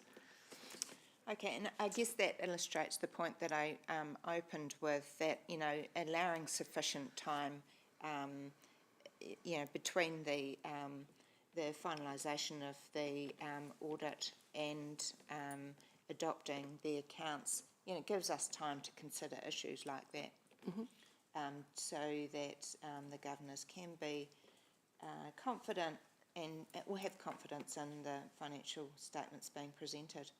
Right, are there any questions? There are some questions from the committee on the report. Deputy Mayor O'Leary. Thanks, Chair. I'm not sure if this is to Audit New Zealand or to Tracy or possibly both. I'm on the first recommendation. Priority says necessary, and this is around this new Audit New Zealand asking us to approve. It says here all sensitive expenditure transactions on a one-up basis. Now, as a elected member, I'm incredibly uncomfortable with this. So perhaps, Tracy, first of all, are we working on a process around how we could be practical around something like this? Yes, actually, thank you, Deputy Mayor. We are doing exactly that. So I've got Sarah and my team just working on a document at the moment, because this sort of falls into a couple of areas. We've got things like travel, we've got things like P cards, and we've got things like purchase orders and I guess expenditure, and all of those are in different systems and are all slightly different processes. So what we're just doing is working through each of those types of expenditure and determining how that one up and what that will do, especially when I've got the CE and the Mayor going to the same things and who pays for what. As a rule, in our all sensitive expenditure that I've done in my whole career, it's always the most senior person who's attending that event that puts it on their sort of card or pays for it or whatever that is. But there is also, because of the systems that we have, a real practical element to it as well. So what we're doing at the moment is working with those offices, so the Office of the Mayor and the Office of the CE, to work through that. We will be taking that back to Audit New Zealand to make sure that we have ticked all the boxes, if you like, and then I'll be rolling that out to everyone once we've done that. So. Okay, I think I understand most of that. So, because there is a very high risk to elected members here, so will it be a policy? Because at the moment, a policy around elected member expenditure is in. We have a policy for that. So, is this an? It sounded to me like you were really talking about management processes. Basically, I'm not the actual sensitive. So it's not what you spend, because you're right, you do have a policy for what you spend and how you spend it and all those sorts of things, so that's quite separate. All this is basically approving, from a practical perspective, approving it. So, for example, when I do my P card, I code it and David has to approve it. So it's the same sort of thing. So it's just making sure it is that one-up person or that crossover, and then obviously because of that, we also get Kieran involved as well from a chair's perspective. Okay, so I guess it's still not. I mean, this is an audit and risk committee, right? And this is a huge, as I keep saying, this is a risk for elected members. So I'm trying to understand, I guess also, and possibly this is for Audit New Zealand, what changed to mean that. So as Deputy Mayor, I say the CE and the Mayor are going to an event and somebody uses a taxi, that I have to approve their taxi. Because that's what I think what you're saying, right? So I don't want. Sorry, Stephen. I wonder whether I perhaps comment and could you? Forgive me if I've misunderstood your concerns or discomfort around this. Look, the area that we would you label sensitive expenditure is a difficult area, and it is one where we certainly put a lot of focus on public entities, and particularly the expenditure of senior management and governors, and how the types of expenditure that fall into this category are managed and then obviously appropriately approved. And the reason for placing focus on it, and we make no excuses for it, is as much for the protection of the individuals as well as the council in this case, but also to give confidence to your ratepayers that senior management, elected officials aren't in any way misusing, if you like, their powers and the likes. there is a lot of guidance out there around how to manage sensitive expenditure and what we would expect as good practice, certainly around, Tracy alluded to some of them, around, using, whether it be credit cards, P cards and the likes, and approval processes, is that there is appropriate consideration given as to who uses, their credit card, and then who's got the oversight and approval role. In some instances in the past where there has been poor practice in this regard, we might have seen a chief executive of an organisation putting some rather questionable things on a credit card and then having one of their subordinate second-tier managers being the ones required to approve, which is completely inappropriate and unfair on that, that second-tier manager. So, look, this is very much around how the council protects senior managers and governors to appropriately spend monies, but in some areas where they are considered more sensitive, to be somewhat protected, and that then the council's got confidence in the approval processes over that.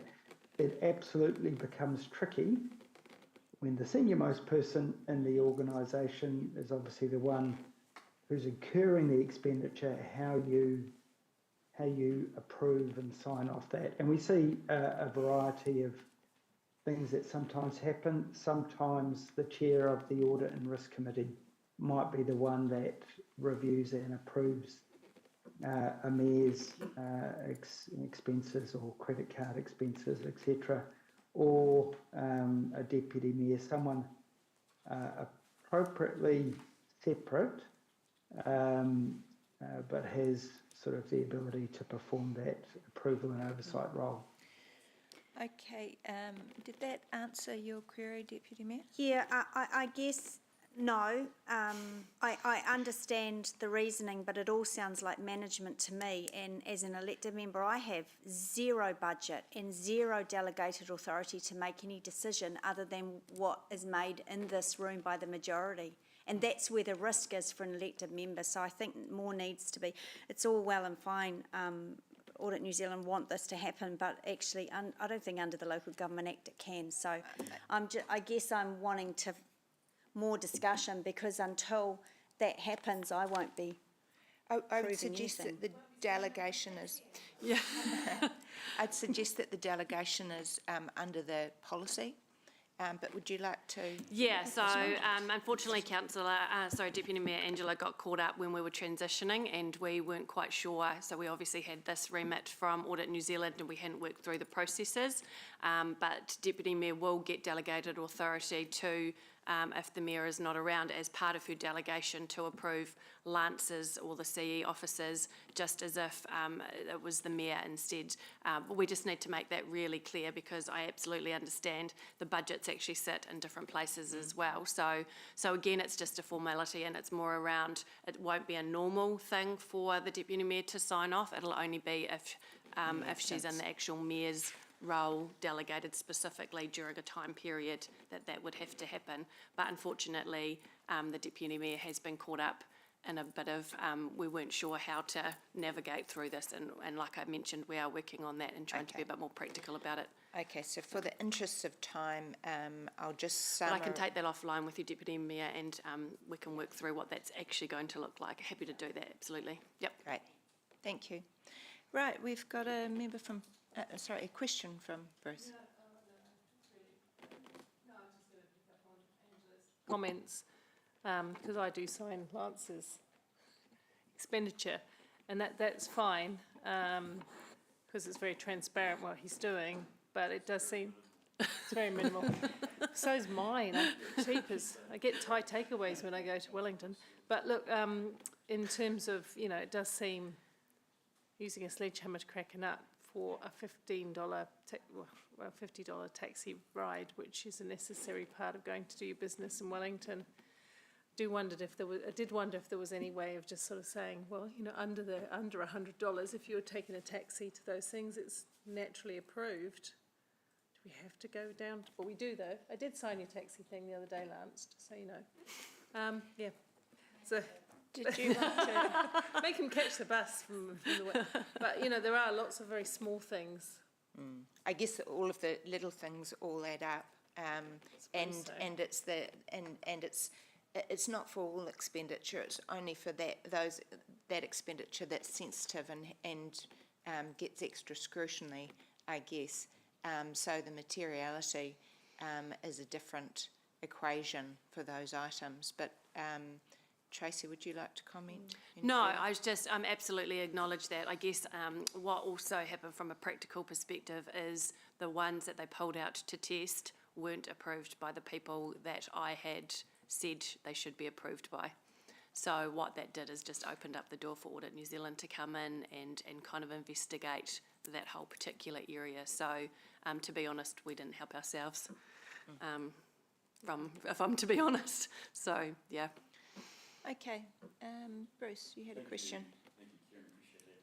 Chris, I think my question is primarily to you or to the organisation, which was the other. Sorry, I can't hear Bruce. Can you hear me, mate? Can you hear me now? I can now. I probably was looking the wrong way. I'll shout. Sorry, Steve, because I think my question actually is about the second recommendation, and it's in effect to Tracy and the team, which was this issue around condition data. When I read the first part of it, it looked like, oh, that seems odd that we don't have the condition data. Then when I got to page 117, we clearly know a lot more about our assets than perhaps that initial response. So this is really all about actually just having it recorded right so our valuers can see it rather than the absence of data, correct? Correct, yes. Yeah, good. That's what I figured. It's a reasonably simple fix. Yeah. Brilliant. That's what I wanted to know. Thank you, Kieran. Actually, just another point of clarification. I think you might have sold yourself short in your cover page. I note that you referred to 5 open recommendations, but there are only 3 open in the report. Oh. Thanks. So even better performance than you thought. Well done.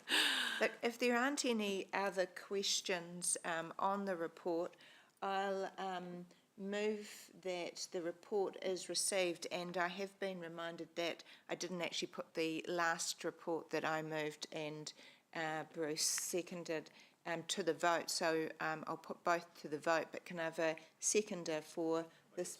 Thank you. So all of those in favour? Against? Carried. Thank you. Right, look, I think we'll just take a 5-minute break and then reconvene for the last couple of items on the public agenda. So we'll aim to be back, around about 25 to, please. I take it, Chair, I can. Oh, yes, thank you. Now? Thank you, Stephen. I know.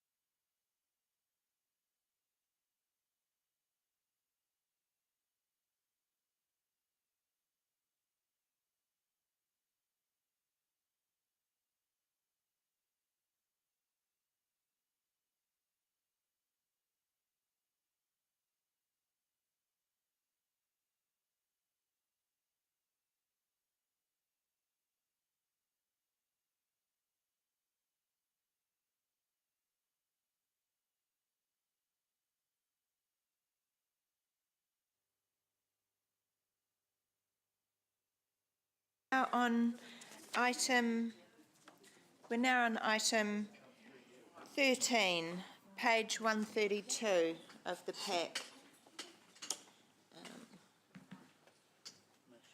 Right, Mish. Thank you. I'll take the report as read. There's nothing significant to report. I have noted that we'll be looking at the review of the fraud and corruption policy this year, and we'll come back to you with updates on that.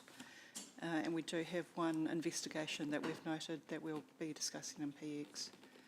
So through Madam Chair, if there are any questions.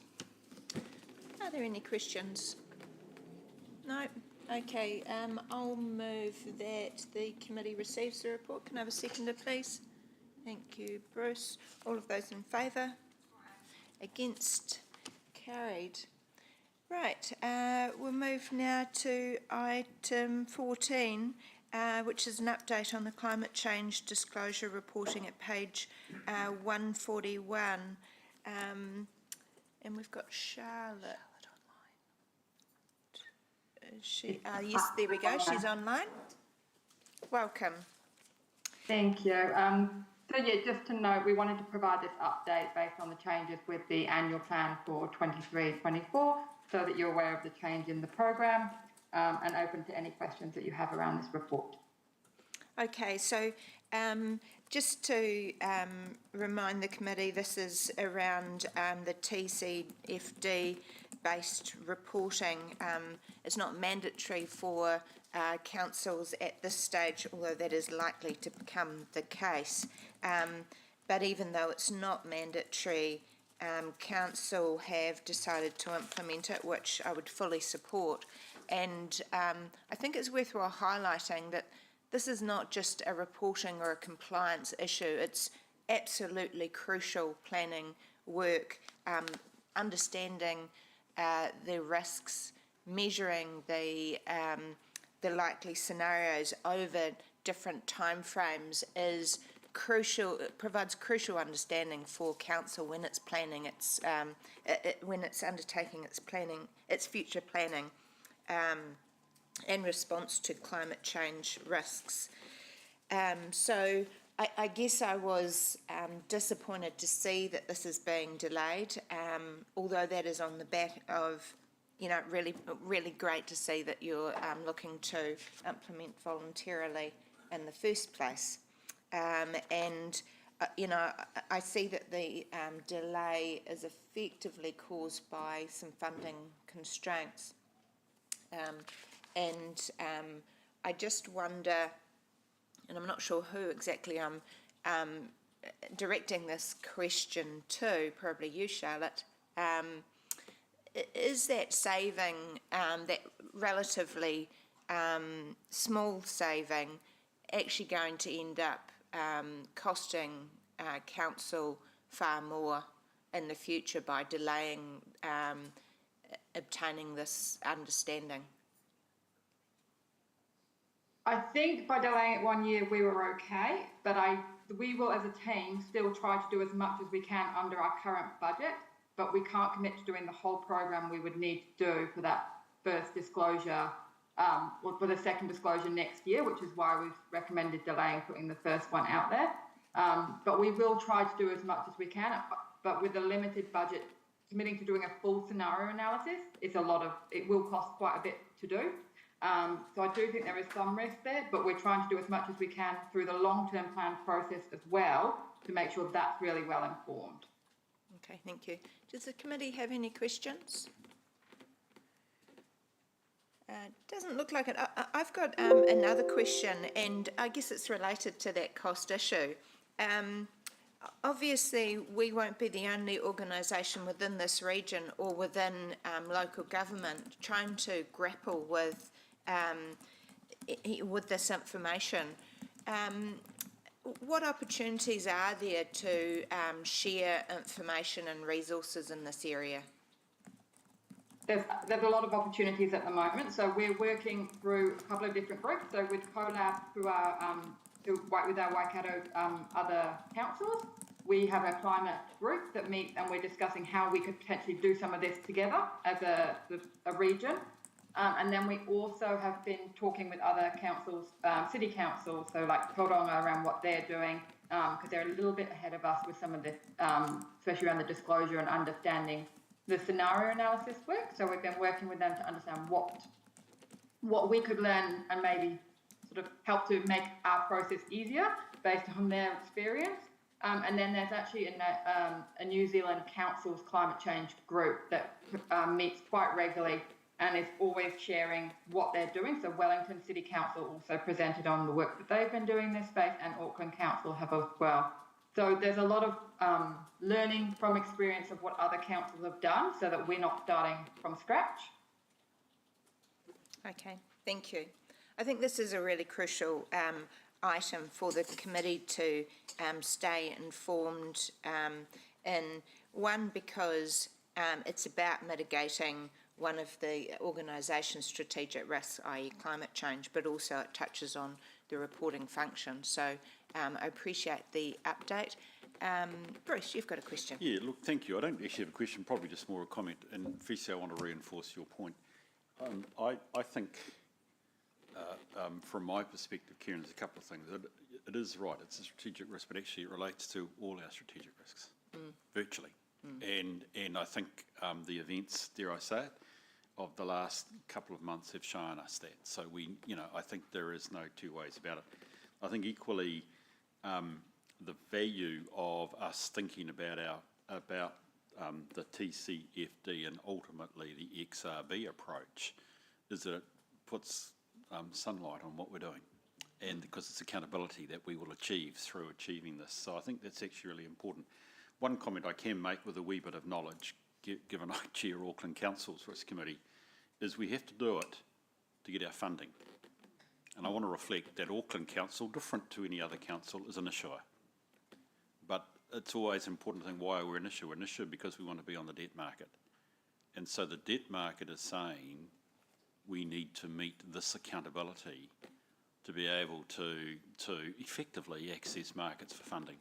And I think if we're a smart council, which we are in Hamilton, we need to recognise that increasingly the demand will go that way. Look at LGFA and their green bonds, so they're popular. So there's a really good need for us to think about it, even if we felt like it's externally driven. Although I hear your point and I totally endorse it, Kieran, this should be internally driven by us. So yes, I appreciate your disappointment about the delay. I think that's a pity. I also hope that actually it's only a year's delay. Yeah. Thanks for that, Bruce. If there wasn't any other questions or discussion on that report, I'll move that the committee receives the report and notes the delays. Can I have a seconder, please? Thank you, Councillor Moko. All of those in favour? Against? Carried. Right. Now that brings us to the end of our items. We've got the resolution on page 145 to take us into public excluded. I won't read that out, but I will move the resolution. Can I have a seconder, please? Thank you, Deputy Mayor. All of those in favour? Against? Carried. Right, so we'll clear the room and move into